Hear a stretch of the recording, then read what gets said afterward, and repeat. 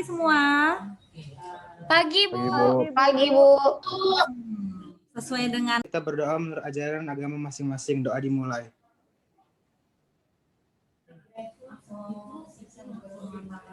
untuk kali ini kita akan membahas tentang integrasi. Namun sebelum masuk di materi itu, Ibu mau berikan sedikit cuplikan sama kamu untuk kamu bisa mendapatkan gambaran tentang integrasi Timor Timur ini apaan? Miskin di dunia.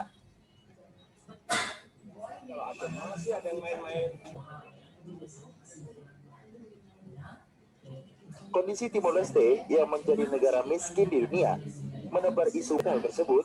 Politisi asal Partai Demokrat Ferdinand Hutahian mengatakan Timor Leste tak memiliki sumber daya alam yang memadai.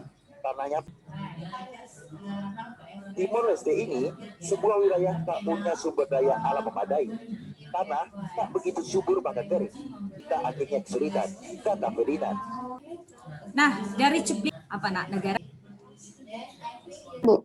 Tahun 1999. Oke, good. 9. Nah, sekarang Ibu mau dengar deh yang tadi, yang sudah penayangan tadi. Siapa yang bisa nak? Memukakan dulu pendapat kamu. Berarti begini. Oke, Yosepin mau nak? Yuk silakan. Ibu tambahin poinnya ya. Silakan nak. Kalau menurut Yosepin kan, Bu, yang dari yang Yosepin baca itu, Bu, Timur Timur tadi kan yang dari cuplikan Ibu di situ bilang isu bahwa Timur Timur ingin kembali ke pangkuan Indonesia ini, Bu. Karena kurangnya rasa nasionalisme gitu kan, Bu. Dan Yosepin rasa sih wajar aja sih mereka kayak nyesel gitu kan, Bu, karena kayak mereka waktu itu tuh kayak udah 450 tahun dijajah Portugis, terus kayak rasa ingin merdeka gitu, mampu untuk berdiri sendiri. Terus tiba udah berdiri sendiri jadi negara Timor Leste, tiba-tiba mereka menyadari bahwa kurang memadai gitu mereka, Bu, untuk bisa berdiri jadi suatu negara gitu. Akhirnya pengen digembor-gemborkan lah isu pengen balik ke Indonesia. Menurut Yosepin sih bener, Bu, itu rasa nasionalismenya kurang gitu, Bu. 1999 waktu itu keputusan dari Presiden siapa nak? Presiden siapa pada saat itu saya? Habibie. B.J. Habibie. Dan kita sudah kerja keras dapatinnya, masa ngelepasnya gampang gitu loh. Jadi itu kerugian bagi negara kita. Jadi kalau misalnya Bu, jadi kalau ditanya apakah itu Timur Timur dengan lepas dari kita itu apa kita nggak rugi? Ya, rugi banget gitu loh. Maka kalau bagi pandangan dunia yaitu kebebasan dia, gitu kebebasan pendapat, demokrasi kan gitu. Nah, karena memang ajas kita juga di setiap daerah itu memerdekakan diri misalnya gitu, apakah bagi negara kita itu hal biasa gitu atau hal nggak merugikan gitu? Itu sangat merugikan. Nah, kita dulu sebagai salah satu provinsi di Indonesia masih diri namanya ya. Itu dia. Itu kota kalau kita lihat dari latar belakang kebudayaan mereka, gambaran dari kebudayaan dari Timor Timor ini mayoritasnya mereka kayaknya kalau kita lihat nih ada nak? Dia dapat ya. Masih ingat nggak perjanjian Saragossa nak? Iya, Spanyol pintar loh. Akhirnya Spanyol ya yang menjajah Filipina, sedangkan Portugis menguasai daerah wilayah di timur termasuk Timur Leste itu. Nah, makanya kamu lihat budaya kok mirip banget Bu ya, kental banget sama Portugis. Tujuan pembelajaran kita jelas itu ada tujuannya nak, ngapain kamu untuk mengkolaborasikan bagaimana kondisi politik di Portugal karena itu mempengaruhi ke Timor Leste akhirnya. Makanya saya bilang tadi awalnya Ibu ceritakan sama kamu tentang Portugal, ternyata Portugal inilah yang pernah menduduki daerah Timor Leste gitu dia. Ya kan Gori? Lembur kayaknya Gori tadi malam. Oke. Nah, masuk Ibu sudah share ya. Oke. Nah, lihat di situ diskusinya.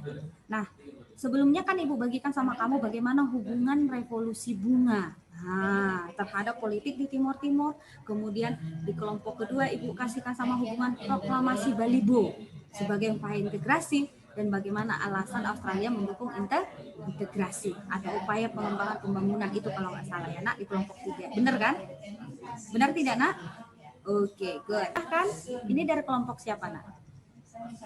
Kelompok 1 Bu. Oke, silakan. Kelompok 1 Ibu catat ya.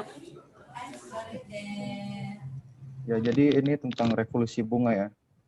Revolusi bunga itu merupakan revolusi yang terjadi di Portugal, revolusi atau kudeta yang terjadi di Portugal tepatnya pada tanggal 25 April 1974. Nah, jadi revolusi bunga ini atau kudeta ini bertujuan untuk menurunkan kediktatoran oleh Antoni de Oliveira Salazar yang merupakan diktator selama 50 tahun dari tahun 1926 sampai 1974 di Portugal yang digantikan oleh Antonio de Spinola dan ikut serta untuk menurunkan rezim diktator ini. Jadi tidak ada kekerasan.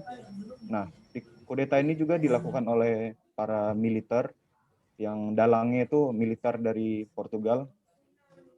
Kenapa dibilang revolusi bunga atau bisa juga dikatakan revolusi anyelir? Karena pada waktu itu di pasar-pasar di Portugal tuh banyak bunga anyelir. Jadi bunga anyelir tuh dipasangkan pada laras-laras senapan para anggota militer dan juga pada seragamnya.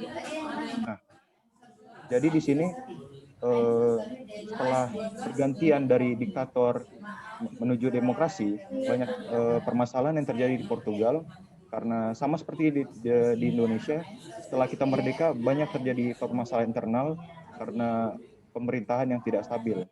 Portugal juga sama karena setelah kudeta pergantian APODET ini partai yang menjurus ke arah untuk Indonesia, untuk Timor Leste bergabung kembali dengan Indonesia.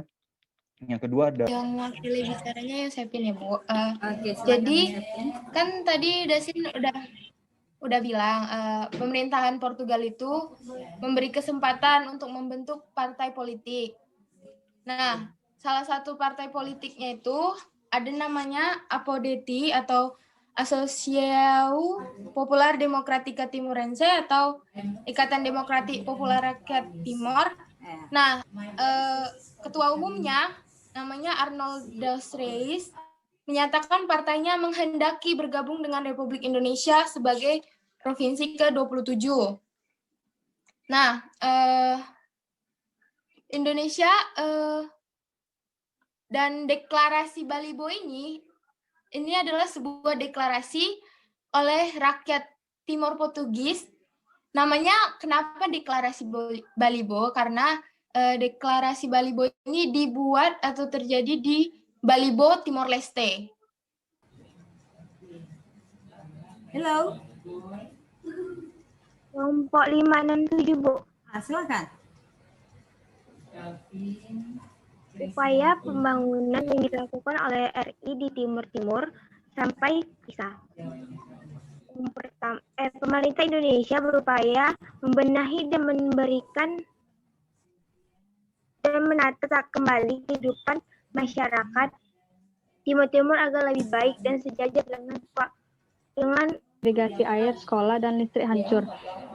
Lalu pada tanggal 20 September, pasukan penjaga perdamaian internasional Force for Peace Timor tiba dan mengakhiri hal ini. Lalu Timor diakui secara internasional sebagai negara merdeka dengan nama Timor Leste dengan sokongan luar biasa dari PBB. Ekonomi berubah total setelah PBB mengurangi misinya secara drastis. Oke. Atau integrasi. Jadi kalau Menteri Pertahanan bukan? satu pemimpin dalam operasi militer untuk integrasi Timor Timor. Pemilihan. Jadi kalau kamu lihat nanti background mereka punya bukan orang biasa itu gitu. Jadi yang kamu anggap dia itu tidak punya kontribusi besar terhadap NKRI. Itu dia. Ya paham ya? Nanti kamu baca lagi isi dari ini semua lengkap semua di sini nak ya. Bagaimana naungan dari Portugis akhirnya oleh jajak pendapat yang diberikan oleh pemerintah Indonesia yang akhirnya melepaskan Timor Timor menjadi negara berdiri sendiri. Itu dia ya. Walaupun waktu dari cuplikan Ibu kasih sama kamu itu ya kan ada menunjukkan bagaimana kondisi dari Timor Timor lebih parah loh Bu daripada yang dulu. Ya itu kan keputusan mereka kan gitu. Artinya itu kondisi negeri mereka. Kita nggak bisa vonis mereka itu jadi miskin. Ih kasihan ya kata-kata udah keluar dari Indonesia makanya jangan gitu juga. Nah itu kan bagi dari mereka gitu. Nggak boleh begitu ya. Oke. Nah paham ya nak. Waktu kita udah tinggal 1 menit. Ya, oke lah ya. Nggak apa-apa lah. Kita akhirin aja. Nah, untuk selanjutnya karena kebetulan oke. Nah, kita akhiri pertemuan kita hari ini. Untuk pertemuan selanjutnya kita akan singgung kembali bagaimana dampak tentang masa Orde Baru. Itu dia dari kebijakan-kebijakan yang dilakukan di masa Orde Baru. Sampai di sini dulu, Nak. Oke, kita tutup dengan doa juga. Nabila, ayo silahkan Nak pimpin doanya. Menutup. Doa menurut ajaran agama kita masing-masing. Doa dimulai.